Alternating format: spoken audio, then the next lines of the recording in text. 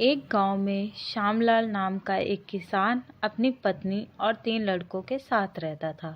श्यामलाल खेतों में मेहनत करके अपने परिवार का पेट पालता था, लेकिन उसके 3 लड़के आलसी थे, जो गांव में वैसे ही इधर-उधर घूमते रहते थे।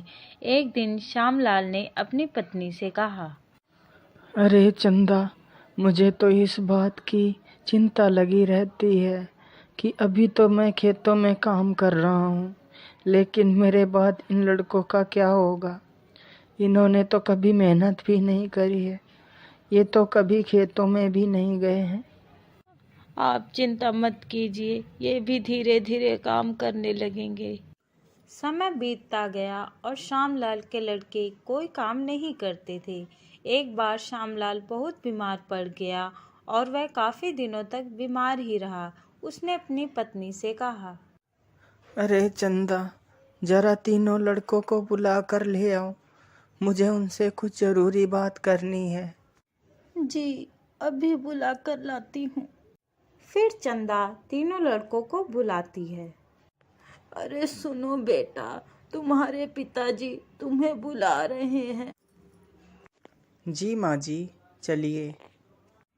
फिर वह तीनों लड़के पिता के पास आ जाते हैं। जी पिताजी, आपने हमें बुलाया, बोलिए क्या बात है। सुनो बेटा, मुझे लगता है कि अब मैं ज़्यादा दिनों तक जीवित नहीं रहूँगा, इसीलिए बेटा मैं तुम लोगों को बताना चाहता हूँ कि मैंने अपने जीवन भर का कमाया हुआ धन अपने खेत के नीचे दबा रखा है। मेरे बाद तुम उसमें से खजाना निकाल कर आपस में बांट लेना। श्यामलाल की यह बात सुनकर तीनों लड़के खुश हो गए। कुछ समय बाद श्यामलाल की मृत्यु हो गई। श्यामलाल की मृत्यु के कुछ दिनों बाद उसके लड़के खेत में दबा खजाना निकालने गए।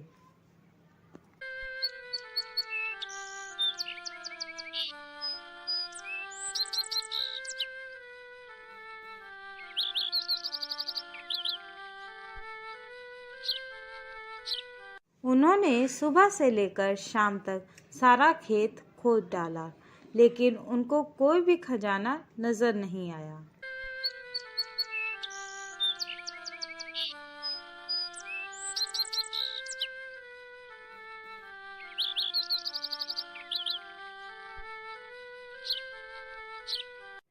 लड़के घर आकर माँ से बोलते हैं, माँ, पिताजी ने हमसे झूठ बोला था, उस खेत में हमें कोई खजाना नहीं मिला। तुम्हारे पिताजी ने जीवन में यही घर और खेत ही कमाया है, लेकिन अब तुमने खेत खोद ही दिया है तो उसमें बीज भी बो दो। ठीक है माँ जी, जैसा आप सही समझें। लड़कों ने माँ के कहे अनुसार खेत में बीज बो दिए और खेत की देखरेख करते रहे।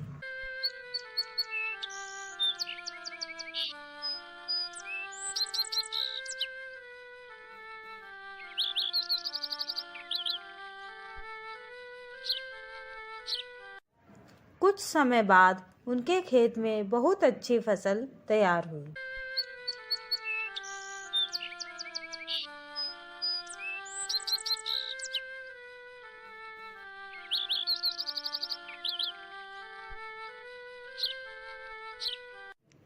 फिर वह उस फसल को काटकर बाजार बेचने गए। फसल बेचकर उन्हें बहुत अच्छा मुनाफा हुआ, जिसे लेकर वह अपनी माँ के पास पहुँचे। ये लो माँ, ये पैसा हमने फसल बेचकर कमाया है। लड़कों की यह बात सुनकर चंदा बहुत खुश हो जाती है और कहती है, तुम्हारी मेहनत ही असली खजाना है, यही तुम्हारे पिताजी तुम्हें समझाना चाहते थे। इस कहानी से हमें यह शिक्षा मिलती है कि हमें आलस त्याग कर मेहनत करना चाहिए। मेहनत ही इंसान की असली दौलत है।